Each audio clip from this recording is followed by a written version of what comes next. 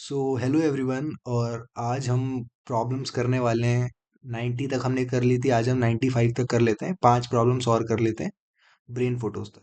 ठीक है, ये लिंक डिस्क्रिप्शन में मिल जाएगा जो भी सॉल्यूशंस है। तो आज हम करने वाले हैं बैच गोल्ड प्रॉब्लम से लेके ब्रेन फोटोज तक। फेयर डिवीजन तक हमने पहले कवर कर लिया था। अच्छी बात यह है कि इस सीरीज की ये सेकेंड लास्ट प्रॉब्लम है, क्योंकि अगली 5 और बची हैं जो हम नेक्स्ट में कवर करेंगे। ठीक है, तो जो लोग 100 पहुंचने वाले हैं उनको कॉन्ग्रेचुलेशन। और जो अभी देख रहे हैं वो हमने बहुत कुछ नया सीखा है। ठीक है, इसमें तो इवन दो प्रॉब्लम्स इजी हैं मगर हमें कभी कभार कोड करना नहीं आ पाता। तो शुरू करते हैं बैच कोड प्रॉब्लम से। इनका कहना है कि के इज कॉल्ड प्राइम, है ना। प्राइम नंबर ढूंढना है, मतलब एक नंबर है उसको हम प्राइम का सम बनाना चाहते हैं। ठीक है, मगर मैक्सिमम पॉसिबल होना चाहिए। यही इस क्वेश्चन की किक है। मतलब अगर तुम पढ़ के देखोगे कि तुम्हें एक नंबर मिलेगा n, उसको रिप्रेजेंट करना है as a sum of maximum possible numbers of prime. अब तुम बताओ मैक्सिमम पॉसिबल नंबर मतलब तुम्हें जैसे मैंने एक नंबर दिया, लेट से 6। तो 6 जो होगा वो maximum possible number of prime से बनना चाहिए। तो तुम्हें क्या लेने पड़ेंगे, मिनिमम प्राइम लेने पड़ेंगे, दैट इज 2 या 3, है ना। तो हम दो एक मिनिमम प्राइम है, तुम्हें पता है ना ये। तो जब 2 + 2 + 2 करते रहोगे तो डेफिनेटली बहुत सारे प्राइम लगेंगे, है ना। तो हमें उसका काउंट बताना है। तो जैसे 6 तक पहुंचने के लिए हमें 2 + 2 + 2 करा तो 6 पहुंच गया। तो ये मैक्सिमम है, यानी तुम इससे ज्यादा नंबर ऑफ प्राइम लेके 6 नहीं बना सकते। ठीक है, 1 नहीं यूज कर सकते, 1 प्राइम नहीं है ना। और या तो अगर देखो, यही समझा रहे हैं हमें कि अगर ऑड है तो यहाँ पे, इवन है तो यहाँ पे 2 + 2 + 2 करने वाले हैं। और ऑड है तो एक बार 2 होगा और नेक्स्ट टाइम जो होगा 3 है। ठीक है, यही है हमारा maximum possible number of prime. तो मैं बोलूंगा कि maximum possible number of prime 5 बनाने के लिए कितने चाहिए होंगे, तुम बोलोगे 2। मैंने बोला कौन से, तुम बोलोगे 2 या 2 + 3, है ना, 2 और 3। Maximum possible number of prime 6 बनाने के लिए कितने चाहिए होंगे, तुम बोलोगे 3। क्योंकि 3 से मैक्सिमम पॉसिबल नहीं है, 3 ही मैक्सिमम है। मैं पूछूंगा कौन से 2 + 2 + 2 + सिर्फ 3/2, है ना। तो हम कैसे अप्रोच करें इस प्रॉब्लम को। तो इनिशियली तो मैं अब समझ में आ ही गया होगा। पहले तो हमें एग्जैक्टली उसका हाफ लगेगा। सोच के देखो ना, कोई भी नंबर है उसके, क्योंकि हम यहाँ पे 2 + 2 + करने वाले हैं। अगर वो इवन नंबर है तो एग्जैक्टली हाफ में काम हो जाएगा। अगर ऑड नंबर है तो वो लास्ट में 3 और मांगेगा। ठीक है, मतलब एक ज्यादा पड़ जाएगा सम करने के लिए। अगर तुम्हें कॉन्सेप्ट समझ में आ रहा है ना। 5 का जैसे हाफ करोगे तो 2 आता है, भले ही 2.5, मगर हम 2 ही बोलते हैं इंटीजर में, तो 2 ही आउटपुट है ना। तो इनिशियली हमें आउटपुट करना है n/2। उसके बाद लूप चला देंगे हम कहाँ तक, n/2 से कम। ठीक है, यहाँ इक्वल टू नहीं लगाया। इक्वल टू क्यों नहीं लगाया, क्योंकि लास्ट में हम डिसाइड करेंगे कि हमें 2 लेना है या 3 लेना है। वो हम बाद में डिसाइड करेंगे। डिपेंड करेगा कि n अगर ऑड है या n अगर इवन है, तो उस पर डिपेंड करेगा। तो i1 से लेके n/2 तक जाएंगे हम, और हर बार सी आउट 2 2 2 2 करते रहेंगे। ठीक है, जैसे अगर 25 है तो हम 2 2 2 2 ऐसे करते रहेंगे। कहाँ तक जाएंगे, 12 तक। 12 बार 2 करेंगे, है ना। मगर 12 बार नहीं, 11 बार, क्योंकि यहाँ पे इक्वल टू नहीं आ रहा है। और लास्ट में हम क्या करेंगे, 25 मॉड्यूलस 2 करेंगे तो कितना आता है, 1 आता है। और 1 + 2 कितना होता है, 3 होता है। मतलब अगर यहाँ पे ऑड नंबर होगा तो ऑड की वजह से 1 आ जाएगा मॉड्यूलस, और लास्ट में हमारा 3 आने वाला है। ठीक है, और इवन होगा तो ये 0 रहेगा तो 2 ही रहेगा। होप क्लियर है। आगे बढ़ते हैं। ये था हमारा बैच कोड। फिर आता है ऑनेस्ट कोच। ऑनेस्ट कोच क्या चाहता है कि देखो, क्वेश्चन बड़ा ट्रिकी टाइप है, मतलब तुम्हें समझने में लगेगा कि ऐसा हमें एक एरे दे रखा है। ऑनेस्ट कोच चाहता है कि इसमें जो मैक्सिमम है ना, maximum of A, that is 4। 4 है ना। और सेकंड टीम में minimum of B, that is 3। तो 4 और 3 के बीच में डिफरेंस क्या है, 1 का डिफरेंस है ना। तो तुम्हें बहुत सारी टीम दे रखी है, उसको ऐसे तोड़ना है कि मैक्सिमम माइनस मिनिमम करे तो मिनिमम नंबर आए। यही तो ऑनेस्ट कोच होगा, जो एक्चुअल में मतलब ये टीम डिवाइड कर रहा है स्किल लेवल के बेस पे, है ना। तो मिनिमम डिफरेंस रहे टीम्स के बीच में स्किल का, यही तो बेटर टीम होगी। तो एक चीज हमारे दिमाग में स्ट्रक कर जाती है कि ये क्या अनइवन सा तरीका है कि हमने एक दो चार को लिया और तीन और छः को लिया, है ना। जब मैं क्वेश्चन पढ़ूंगा ना, तो क्वेश्चन कह रहा है कि find the minimum value of this with the optimal split, है ना। तो कहने का मतलब है हमें मिनिमम वैल्यू बतानी है, इसका आंसर वन है। क्या जरूरी था हमें इसको तोड़ना? वन तो हम कैसे बता सकते थे, बताता हूँ। ये देखो, जैसे हमें 3 1 2 6 5, पहले तो हमें टेस्ट केस दिया, उसके बाद एन की value the, that is number of players, उनकी स्किल लेवल दे दी। अब हमें इसको स्प्लिट करना है, इसका आंसर पता है क्या आएगा? वन आएगा। कैसे करा? हम बस इसको सॉर्ट कर देंगे। जरूरी नहीं है कि तुम्हें स्प्लिट ही करना है, क्वेश्चन कुछ भी कहे, हमें आंसर से मतलब है ना। तो हम आंसर लाते हैं, देखो क्या करा। वो क्वेश्चन समझ में आ गया होगा। ठीक है, तो हमने क्या लिया, एन ले लिया, पहले तो टेस्ट केस चलाया, एन ले लिया, नंबर ऑफ टीम क्या है, और एक्स ले लिया हमने इंट मैक्सिमम, यानी इंटीजर की सबसे मैक्सिमम वैल्यू, एक तरह से इनफाइनाइट वैल्यू कह लेते हैं। ठीक है, क्यों? क्योंकि हमें मिनिमम आंसर चाहिए, है ना। तो इसलिए ये तो हमेशा मैक्सिमम आएगा, तो इससे कम जरूर एरे के अंदर मौजूद होगा। ये हम कब लेते हैं? जब जब हमें पता नहीं होता कि मिनिमम क्या है, मगर हम मान के चलते हैं मैक्सिमम वाले को, जिससे कि हमें एरे के अंदर जब भी जाए हमें मिनिमम ही मिले। अगर मान लो मैं इसको 100 लिख देता, तो कोई ऐसा एरे, मान लो टेस्ट केस ऐसा होता है जिसमें मिनिमम जो होता है वो 101 होता है ना, तो गड़बड़ हो जाती है, इसलिए इसको हमेशा मैक्सिमम लेते हैं। इनफाइनाइट टाइप है। ठीक है, तो हमने एरे लिया, एरे के अंदर सारे इनपुट कराए, उसको सॉर्ट कर दिया, तो देखो सॉर्ट करने से क्या हुआ, ये 1 2 3 4 6 बन गया, है ना। सॉर्ट करने के बाद मैंने क्या करा, दोबारा से लूप चलाया, इस बार वन से चलाया, वन से लेके लास्ट तक, है ना, n-1 तक। तो उसमें चेक करा मिनिमम क्या है। मिनिमम एक्स, यानी पुरानी एक्स की वैल्यू, शुरू में तो मैक्सिमम ये रहेगी इंट मैक्स, मगर जैसे जैसे हम आगे बढ़ते जाएंगे वो वैल्यू कम होती जाएगी, और एट द एंड मिनिमम पे स्ट्रक रहेगी, है ना, क्योंकि हमें मिनिमम चाहिए। ए आई माइनस उससे एक पहले वाला। इससे क्या, इसका मतलब क्या हुआ, जैसे यहाँ पे तुम देखोगे 1 2 3 4 4 6 है ना, तो 2 - 1 भी वन ही होता है, 4 - 3 भी वन ही होता है ना, तो वन पे ही रुक जाएगी गाड़ी, है ना, तो आंसर भी वन ही है। यहाँ देखो नीचे, यहाँ दो दो बार दिख गया, तो एक ऐसा समय आने वाला है जैसे जहाँ पे 2 - 2 होगा तो zero definitely is the minimum. ठीक है, तो उस बेसिस पे हम एक्स को आउटपुट कर देंगे। होप क्लियर है। चलो भाई, आगे बढ़ते हैं। फेयर प्ले, फेयर प्ले क्या कह रहा है कि देखो, गेम फेयर होगा, चार लोगों का गेम है, पहली बात तो हमें कंफर्म है कि चार ही बंदे खेलेंगे। ठीक है, तो ये चार बंदे खेले हैं, इन सब की स्किल क्या क्या है, 3 7 9 5। तो मैच कैसे कैसे होगा, पहले दो बंदों के बीच में मैच होगा, 3 और 7। ठीक है, एक चीज तो हमें समझ में आ गई कि S1 S2 S3 S4 4 ही लोग खेल रहे हैं, और इनकी स्किल है ये।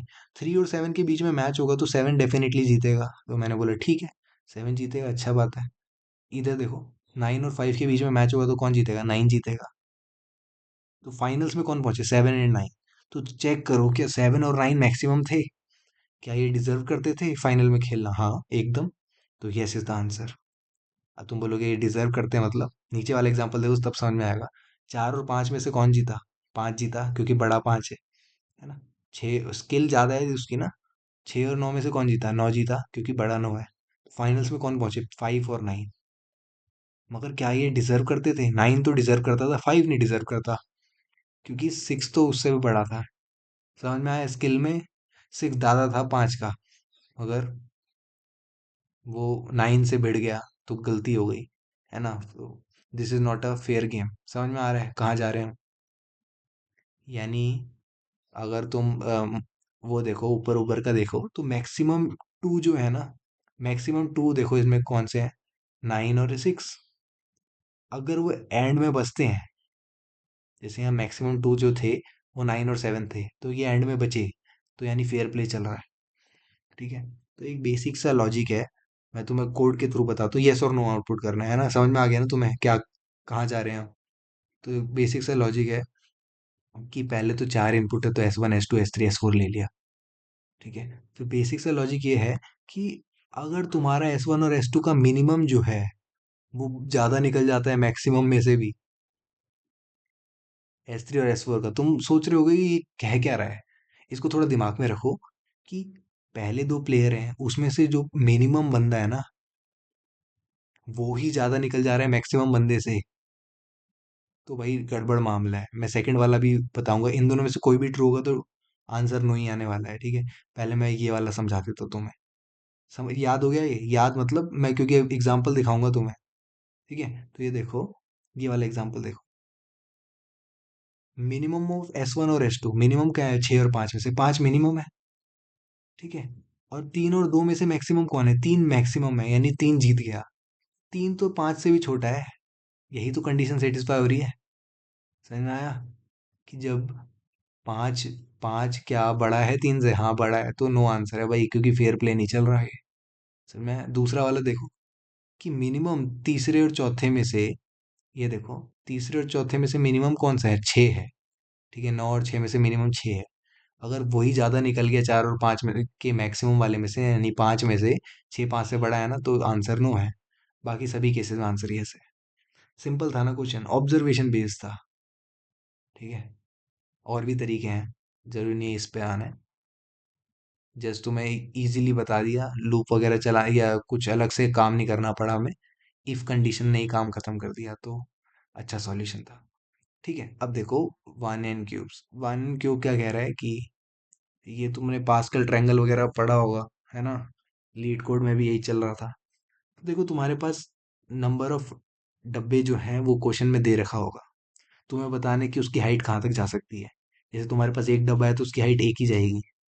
तुम्हारे पास दो डब्बे हैं, तब भी उसकी हाइट एक ही जाएगी, क्योंकि ये पूरा बनना चाहिए। समझ में आया?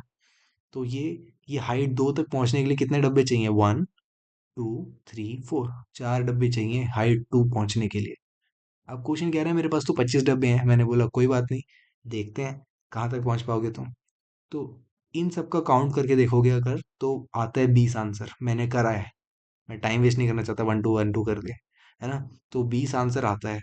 और हमारे पास से 25 डब्बे, पांच और है मेरे पास, मगर अगली लाइन पे आने वाले हैं 15। कैसे? क्योंकि ये लॉजिक देख लो ना। पहले पे 1, दूसरे पे 1 + 2 दैट इज 3, 3 डब्बे है ना। तीसरे पे 1 + 2 + 3 दैट इज 6, तो नीचे आगे 6 डब्बे। फिर है 1 + 2 + 3 + 4, फिर आगे 10 डब्बे। फिर आएंगे 15 डब्बे। कैसे कर रहा हूँ मैं? सिंपल यार, एपी पढ़ा था ना हमने। जब जब भी हम ऐसे 1 + 2 प्लस ऐड करते हैं, तो लास्ट जो वैल्यू होती है उससे एक ज्यादा, ठीक है।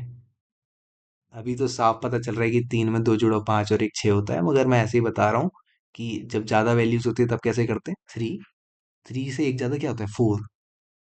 3 × 4 ÷ 2 करते हैं, तो आंसर आता है 2 से 4 कट गया, 3 2 = 6, है ना। यानी इसको हम ऐसे बोलते हैं n n + 1/2। याद होगा, हमने अर्थमेटिक प्रोग्रेशन में पढ़ा था, 10वीं 11वीं में पढ़ा था, है ना। तो उसी चीज का यूज करते हुए हम क्या करेंगे, हाइट बताने की कोशिश करेंगे। समझ में आया? यहाँ नीचे 15 चाहिए, मगर बचे थे 5, क्योंकि 20 हो चुके हैं। काउंट करना है ऊपर से लेके, यानी काउंटिंग जारी रहेगी। n n + 1/2 तो ठीक है वो, मगर वो तो एक ही का है ना, ऊपर भी डब्बे हैं, ठीक है। तो हमने इसका अप्रोच एकदम सिंपल लगाया, कोई वो नहीं है, हार्ड एंड फास्ट रूल नहीं है। एन ले लिया, क्वेश्चन में जो देगा हाइट मान लेते हैं 0 है, काउंट मान लेते हैं 0 है। एन एन की वैल्यू ले ली, और जब तक काउंट हमारा smaller than equal to n है, ठीक है, इक्वल टू भी चलेगा। देखो 25 के बराबर नहीं पहुंच पा रहा था, मगर 20 पे ठीक था। तो हम क्या करेंगे, एच को इंक्रीमेंट करेंगे, h += 1 करेंगे, यानी एच धीरे धीरे हाइट बढ़ाते रहेंगे। और हाइट कब तक बढ़ाएंगे, और साथ ही साथ काउंट भी करते रहेंगे। अब काउंट में क्या है, यहाँ पे प्लस हो रहा है, यानी प्रीवियस काउंट कैरी आउट होगा। मतलब जैसे एच की वैल्यू 1 थी, एच 0 से 1 हो जाएगी ना यहाँ पे। 1 + 1/2 दैट इज 1, तो काउंट 1 हो गया, ठीक है। आगे बढ़े, जो कि छोटा है 25 से, है ना। फिर 2 करा, 2 + 1/2 दैट इज 3, तो काउंट में 3 और ऐड हो गया, दैट इज एक पहले से था उसमें 3 और ऐड हो गया, यानी 4। तो समझ रहे हो, आगे कैरी हो रहा है नंबर। तो टोटल 4 डब्बे हो गए। ऐसे करते करते जैसे ही हम पहुंचेंगे ना यहाँ पे, एन की वैल्यू मान लो 5 पे पहुंच गए हम, है ना। 5 तक जाएगा ये, मतलब सॉरी, हाइट की वैल्यू 5 हो जाएगी, और जैसे ही काउंट करेंगे 35 आंसर आ जाएगा। सही कह रहा हूँ, है ना, क्योंकि 20 में तुम ऐड कर रहे हो 15 को, 35 आ गया ना। समझ में आ रहा है? थोड़ा कॉपी पेन लेके करना अगर नहीं आया तो, और मेरी ये बात को रोक रोक के सुनना अगर तुम्हें थोड़ी दिक्कत हुई, ठीक है, क्योंकि कुछ लोगों को हो जाती है ना, कुछ लोग हवा में बातें नहीं समझ पाते। तो एनीवेज बस ये ध्यान रखना कि देखो हमने चार चार तक हाइट पहुंचाई थी। यहाँ देखो, चार तक हाइट पहुंचाई, एक दो तीन चार तक हाइट पहुंचाई ना, तो टोटल 20 डब्बे आए। जब पांच तक हाइट पहुंचाएंगे तो टोटल कितने, 35 डब्बे हो जाएंगे। तो इसका मतलब काउंट की वैल्यू हो जाएगी 35, है ना, जो कि बड़ा है। तो वाइल का लूप तो गया, खराब हो गया। मगर हाइट हमारी 5 हो चुकी थी इंक्रीमेंट होने की वजह से, इसलिए हम आउटपुट एक कम लेंगे, क्योंकि एक ज़्यादा करने की वजह से ही हमारा लूप जो है टर्मिनेट हुआ है। तो एक कम लेंगे तो 4 आंसर आ जाएगा। समझ में आया? होप आ गया हो, ठीक है। वरना तुम कॉपी पेन लेके इसको ड्राई रन कर सकते हो। वैसे मैंने ड्राई रन ही बताया था। चलो जी, आगे बढ़ते हैं। ब्रेन्स फोटो कुछ नहीं है, कहानी लिखी है और तुम्हें बोला गया है एक फोटो को ब्लैक एंड व्हाइट होने के लिए क्या होना चाहिए, उसमें सिर्फ 3 रंग होने चाहिए। कौन से? एक तो ब्लैक, एक वाइट और एक ग्रे। अगर फोटो में इन तीन के अलावा कोई और रंग है, जैसे ब्लैक वाइट दिख रहा है, तो ठीक है, hashtag black and white print कर दो। अगर फोटो में कोई और रंग है ना, तो कलर आंसर आ जाएगा, ठीक है। बस यहाँ दिक्कत क्या है कि हमें क्या है, एक तरह का मैट्रिक्स टाइप दे रखा है। फोटो के पिक्सल होते हैं ना, जैसे वैसा दे रखा है। तो क्वेश्चन में दो फॉर लूप लगा के तुम, दो फॉर लूप लगाओ, सी इन करते जाओ, है ना, वैल्यूज को, ठीक है। और साथ में चेक करते जाओ कि अगर वो ब्लैक वाइट और ग्रे है, क्योंकि क्वेश्चन कह रहा है ना कि ओनली वाइट ब्लैक और grey pixel he black and white कहलाए जाएंगे, है ना। तो अगर ऐसा ही केस है, मतलब सारे इनपुट हो गए और कोई भी वाइट ब्लैक और ग्रे के अलावा और कुछ नहीं दिखा हमें, तो यानी वो ब्लैक एंड वाइट फोटो होने वाली है ना। या दो फॉर लूप लगाने से अच्छा क्या करो, जो मैंने तरीका बनाया है यहाँ पे, है ना, जरूरत ही नहीं फॉर लूप लगाने की, हम सीधा सीन लेंगे। मतलब एक तरह से ये हमने, कि हमें क्वेश्चन में बता रहा था कि मतलब रो कितने होंगे, कॉलम कितने होंगे, ये बता रहा था, एन एम ना, रो और कॉलम बता रहा था। जरूरत नहीं है इसकी। हम क्या करेंगे, सीधा इनपुट लो, जब तक इनपुट मिल रहा है लेते रहो, और उसको चेक करो क्या वो ब्लैक है, क्या वो वाइट है, क्या वो ग्रे है, ठीक है। अगर यहाँ तो नॉट इक्वल टू है ना, अगर वो ना वो ब्लैक हुआ ना वो वाइट हुआ ना ग्रे हुआ, तो एक भी कंडीशन फेल हो गई। मान लो मैजेंटा निकल गया, ठीक है, कोई और कलर निकल गया, तो हाँ, सी आउट कर दो कलर को और रिटर्न कर दो 0, बात खत्म। अब इसमें क्या हुआ, जरूरी नहीं पड़ेगा कि हमें सारे इनपुट लेने पड़ेंगे। एक भी हमें इधर उधर का दिख गया ना, सीधा कलर आउटपुट कर दो, नहीं तो ब्लैक एंड वाइट, ठीक है। रिटर्न 0 कहने का मतलब है एक बार आउटपुट हो गया तो खत्म, यही आंसर है, ठीक है। और नहीं पहुंच पाए अगर हम इस लूप पे, यानी सारे ही जो थे वो ब्लैक एंड वाइट थे, ये वाला केस था, ब्लैक एंड वाइट या ग्रे में से थे, ये नॉट इक्वल टू है ना, यानी वो इक्वल टू थे, इसका मतलब दिस इज द आंसर, था ना ये सिंपल क्वेश्चन। ठीक है, ग्राइंड करते रहो, ये इजी टाइप ऑफ क्वेश्चंस है, इन्हीं से हमारा बिल्डअप बनेगा। साथ ही साथ तुम एस टी एल वगैरह भी पढ़ते रहो। मैं सोच रहा हूँ कि लाऊं ऐसी वीडियो, ठीक है, इसको ख़त्म होने के बाद हम करें कि थोड़ा इन डेप्थ जाएं सीपी में। एनीवेज, लास्ट 5 बची हैं। All the best.